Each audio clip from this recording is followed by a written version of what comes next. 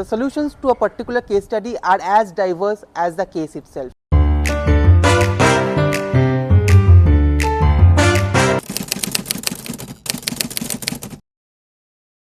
So the turning point which actually I realized was when I was involved in operational work back in HCL Tech.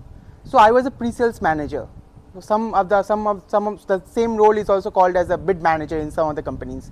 So I was taking care of proposals, doing bids, but it was all operational. It was not at a strategic level. That's when I realized that maybe I need some formal leadership inputs, formal academic inputs on leadership, so that I can pivot myself into those leadership roles, fast track roles, so that I can actually not only do operational activities, but I can also make decisions about the business.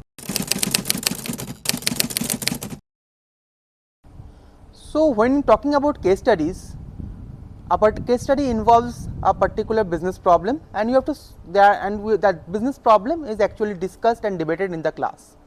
So back when I can look back at my work experience, so we used to approach problems with a single in a single source of truth manner.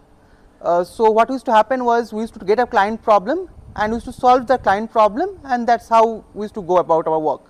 But coming to IIMK, coming specifically to the PGP-BL program, the case studies exposed me that there can be multiple solutions. It all depends on the frame of reference of the various stakeholders involved in the case.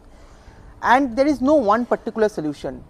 The solutions to a particular case study are as diverse as the case itself, and that has been my biggest learning over here at IIMK PGP-BL program.